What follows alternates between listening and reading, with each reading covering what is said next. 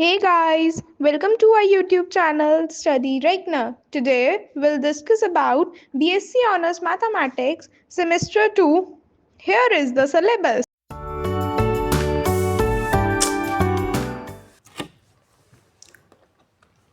अब हम बात कर रहे हैं application of second order differential equation. अभी तक जब हमने फर्स्ट ऑर्डर डिफरेंशियल इक्वेशन देखा था तो वहाँ पे हमारे पास कुछ सर्टेन टॉपिक थे, जिससे हमारे पास कूलिंग एंड हीटिंग मेथड था या रेडियो एक्टिव का था, नेचुरल ग्रोथ एंड डीके का था। तो इन सब के ऊपर बेस्ड हमने इक्वेशंस देखी थी। अब यहाँ पे जो है ना, हम सेकेंड ऑर्डर की बात करेंगे। यहाँ पे हमारे पास एग्जाम्पल कुछ अलग होगा, ठीक है। तो देख लेते हैं एक बार।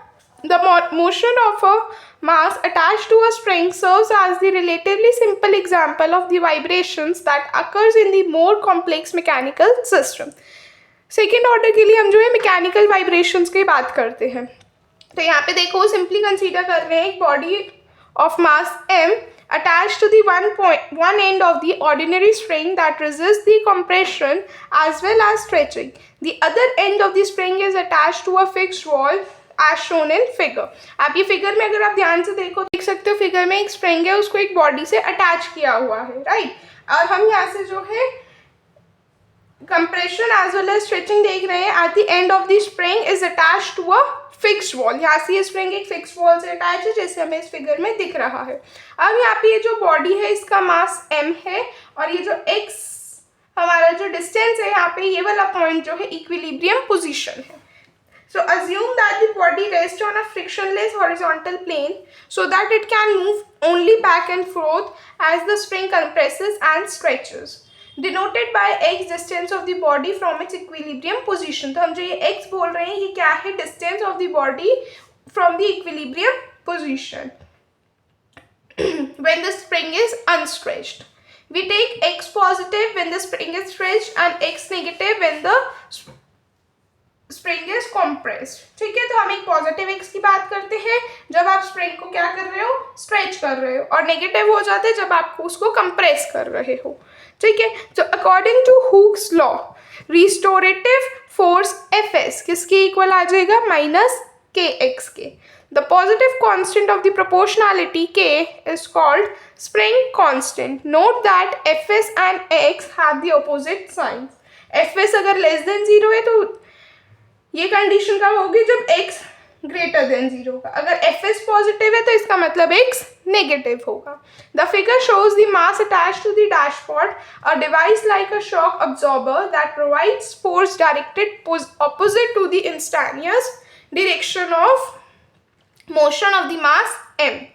We assume that the dashboard is so designed that the force Fr is proportional to the velocity v. ठीक। और अब हम ये v वेलोसिटी जो है उसको कैसे डिफाइन कर रहे हैं? dx by d T of the mass. That means आप अगर एफ आर डिफाइन करेंगे वो क्या आ जाएगा? माइनस सी वी, और v क्या है? dx बाई डी टी, ठीक है। तो हमने यहाँ से दो इक्वेशन की बात की, एक एफ एस और एक F R. The positive constant c is the damping constant of the dashboard. The force Fs and Fr, then the mass is subjected to the given external force Fe, which is equals to Ft. Then the total force acting on mass is Fs equals to Fs plus Fr plus Fe, right? और Fs, Fr, Fe ये तीनों चीजें क्या हैं, ये अभी हमने समझी। Now using the Newton's law हम क्या कह सकते हैं? F किसके इक्वल हो जाएगा? m into a, और अब हम यहाँ पे a को क्या डिफाइन कर रहे हैं? d square x by d t square.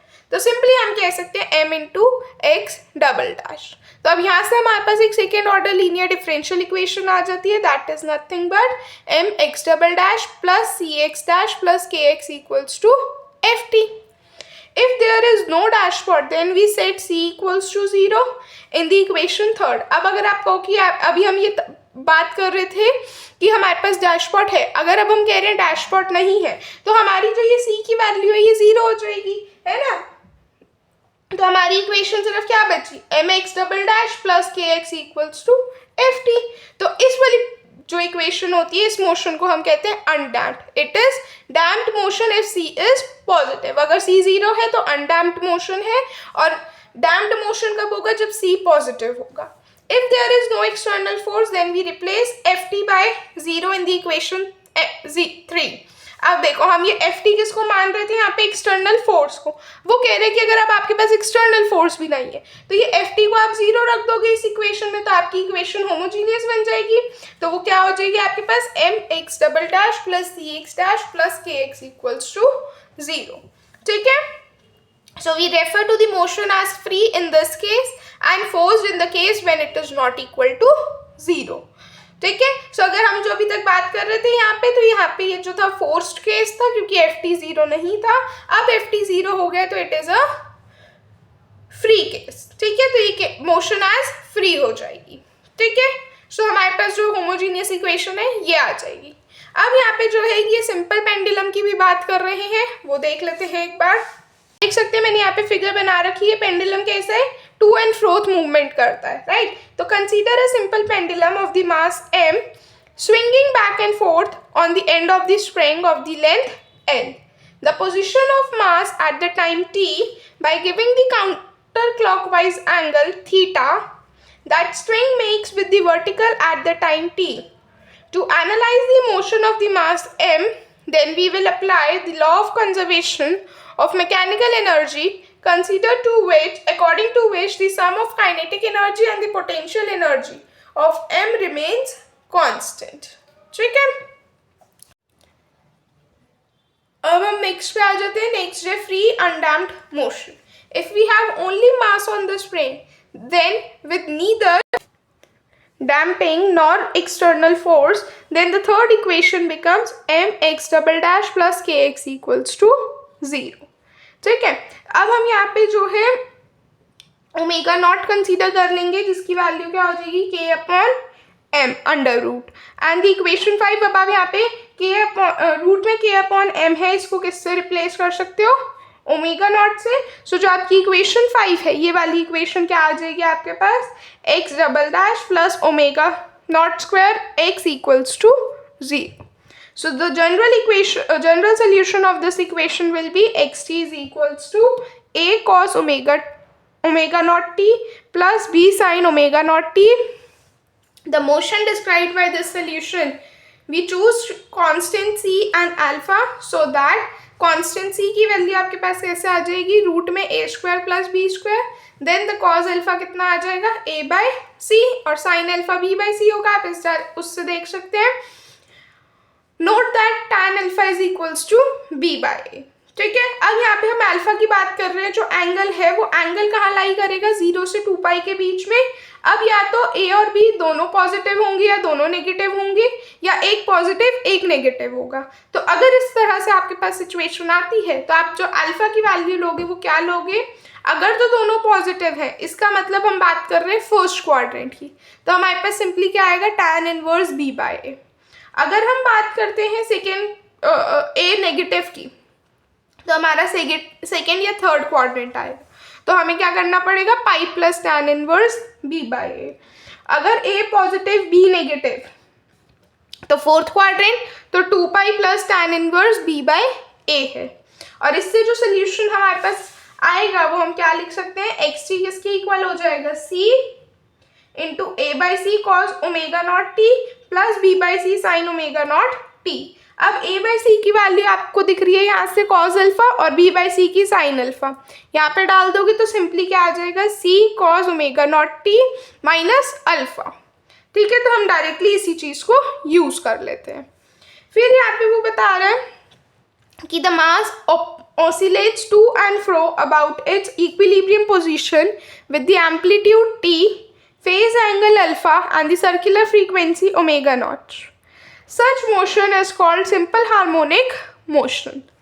If time t is measured in seconds, then the circular frequency omega naught has the dimensions of the radians per second. ठीक है, सो ये सारी चीज़ें आपको पता होनी चाहिए।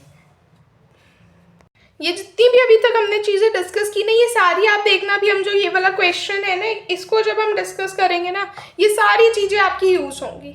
अब पीरियड की बात कर लेते हैं, तो period of the motion is time required for the system to complete one full oscillation given by t is equals to 2 pi upon omega not seconds. Period seconds में आएगा. इट्स फ्रीक्वेंसी हर्ट्स में आएगी. Frequency कैसे आएगी? v is equals to 1/t, that is omega not upon 2 pi.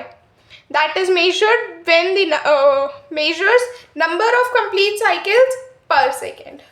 Note that frequency is measured in cycles per second, whereas circular frequency has dimensions of the radians per second. एक होता है time lag, जिसको हम delta से denote करते हैं, जो कि क्या होता है? Alpha upon omega naught. ठीक है, अब आप ये वाला क्वेश्चन पे आओ. यहाँ पे देखना, हम ये सारी चीजें निकालेंगे, सारी की सारी चीजें. क्वेश्चन कहते हैं body with the mass m is equals to half kg. It is attached to the end of the spring that is stretched 2 meter by the force of 100 newtons. It is set in the motion with the initial position x naught equals to 1 and the initial velocity v naught equals to -5. Note that these initial conditions indicate that the body is displaced to right and is moving to the left at the time t equals to 0. Find the position function of the body as well as the amplitude, then amplitude, frequency, period of oscillation and the time lag. सब चीज़ें निकालनी है. सबसे पहले हम चीज़ें note कर लेते हैं जो जो हमें गिवन है. उसने बताया हमारे पास मास क्या है? Half kg. तो हमने क्या किया? हमारे पास टोटल फोर्स जो था 100 था, तो the spring constant is k which is given by 100/2, that is 50. तब जो इसकी इक्वेशन बनेगी वो क्या बन जाएगी? हमारे पास जो जनरल इक्वेशन होती थी वो होती थी m x double dash plus k x, है ना, हमारे पास इक्वेशन होती थी. तो अब हमारी इक्वेशन का फॉर्म क्या होता था? m x double dash plus k x equals to 0. तो हमारी इक्वेशन क्या बन गई? हाफ इंटू कितना है ये? अच्छा 50k की वैल्यू है ना, तो half x double dash plus 50 x is equals to 0. Now this equation is of this form. तो अब हम क्या करेंगे? The circular frequency of the resulting simple harmonic motion of the body will be, कैसे देंगे हम?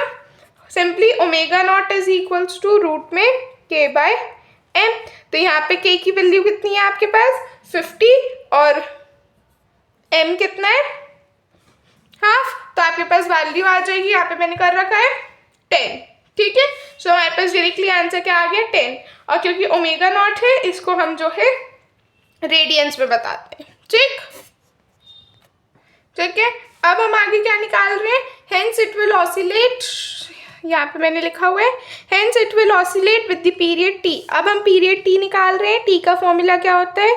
2 पाई अपॉन ओमेगा नॉट. तो यानी कि आ जाएगा 2 इंटू 3.14 अपॉन 10. तो जब आप इसको सॉल्व करोगे ये कितनी आ जाएगी वैल्यू? 0.6283 और ये सेकेंड्स में आती है, तो s. ठीक है, सो ये t आ गया आपके पास. एंड द फ्रीक्वेंसी v कैसे निकलती है? Frequency 1/t. तो यानी कि सिंपली 10/2 पाई हो जाएगा ये आंसर कितना आ जाएगा मेरे पास? 1.5915 हर्ट्ज. ठीक है, यहाँ पे मैंने ये भी कैलकुलेट कर रखा है. अब हम आगे चलते हैं. अब वो कह रहे हैं now applying the initial condition x naught is equals to 1, x dash naught is equals to -5 on the position function. तो सबसे पहले आपका पोजीशन फंक्शन क्या बनेगा? यहाँ से पोजीशन फंक्शन आ जाएगा आपके पास xt is equals to a cos omega naught t plus b sine omega naught t. आपको अभी जो मैंने सारी चीज़ें डिस्कस की थी ना, जब आप वो उसको एक तरफ लिख लोगे ना, तो ये सारी चीज़ें वहीं से आ रही हैं. ठीक है, तो आपको पता चल जाएगा. ये xt आ गया. अब आपने यहाँ पे देखो नेक्स्ट में इसी का डिफ्रेंसिएशन कर दिया. यहाँ पे ओमेगा नॉट की वैल्यू आपने 10 डाली, a की वैल्यू और b की वैल्यू आपकी इनिशियल कंडीशन डालने पे आ जाएगी. तो हमारे पास जो फाइनली xt बना वो क्या बन गया? cos 10t minus half sine 10t. ठीक, अब हम निकालेंगे एम्पलीट्यूड. तो एम्पलीट्यूड कैसे निकलता है?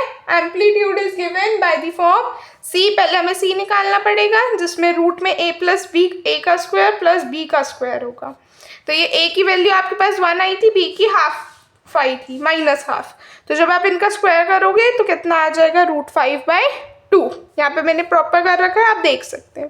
ठीक है, अब हम निकालेंगे टाइम लैग। टाइम लैग कैसे निकलता है, देखो वहाँ पे मैंने इतना एक्सप्लेनेशन नहीं दिया था, यहाँ पे मैंने लिख रखा है कि जो फंक्शन होगा सिंपल हार्मोनिक पोजीशन का वो कैसे देंगे हम, X T is equals to C cos omega not T minus alpha, sorry T minus delta. Delta is nothing but your time lag. Delta कैसे निकलता है, time lag is given by delta is equals to alpha upon omega naught. ठीक है, तो आप जब इसके अंदर मल्टीप्लीकेशन करेंगे ये आ जाएगा c cos omega not T minus omega naught into delta. यहाँ से अगर आप देखो ओमेगा नॉट इंटू डेल्टा की वैल्यू क्या आ जाती है, अल्फा, सॉरी यहाँ पे ओमेगा नॉट इंटू डेल्टा की वैल्यू आ जाती है अल्फा। तो यहाँ पे मेरे पास क्या आ जाएगा, omega naught T minus alpha. तो बस c की वैल्यू अब आपको पता ही है, √5/2 है। कॉस ओमेगा नॉट की वैल्यू क्या है, 10 है, अभी हमने निकाली थी 10, और t एज इट इज रहेगा माइनस अल्फा। ठीक है, अब अल्फा क्या होता है आपके पास, एंगल। तो आप सबसे पहले कॉस अल्फा देखो क्या होता है, cos alpha is given bye a/c, है ना। तो a/c कर देंगे, कितना आ जाएगा, a/c। तो a की वैल्यू हमारे पास 1 थी, c की वैल्यू √5/2 थी, तो हम ऐसे लिख देते हैं इसको 2/√5। और साइन अल्फा क्या था मेरे पास, b/c, तो b कितना आया, -½ c है √5/2, तो ये बन जाएगा -1/√5। ये नेगेटिव हो गया, ये पॉजिटिव हो गया। तो हमने पढ़ा था कि अगर ऐसी सिचुएशन आ जाती है तो हमारे पास क्या हो जाता है, अल्फा कैसे निकलेगा, फोर्थ क्वाड्रेंट में लाई करेगा, यानी कि 2π प्लस tan इनवर्स b/a हो जाएगा। यहाँ पे हमारे पास ये कहाँ लाई कर रहा है, फोर्थ क्वाड्रेंट में। ठीक, तो ये आ जाएगा मेरे पास 2π प्लस tan इनवर्स b/a। तो अब b की वैल्यू क्या आ जाएगी, -1/√5, और a की वैल्यू क्या आ जाएगी, 2/√5। ठीक है, यहाँ पे मैंने सॉल्व कर रखा है, आप देख सकते हैं। बस वैल्यू डाली, फाइनली आंसर कितना आ गया मेरे पास, यह आ जाएगा अप्रॉक्सीमेटली 5.8195। ठीक है, तो जो टाइम लैग है वो हम कैसे डिनोट करते हैं, delta is equals to alpha by omega naught, alpha की value divided by omega naught. तो हमारे पास आंसर कितना आ गया, 0.5820। ठीक है, सो हम यहाँ पे मेंशन कर देंगे लास्ट में बस कि thus the position function of the body takes the form this। ठीक है, आई होप आपको आज का लेक्चर समझ में आया होगा। स्टिल कोई डाउट्स है आप कमेंट सेक्शन में पूछ सकते हैं। नेक्स्ट टॉपिक के लिए बने रहें, तब तक के लिए चैनल को लाइक करें, शेयर करें और सब्सक्राइब करें। Thank you everyone.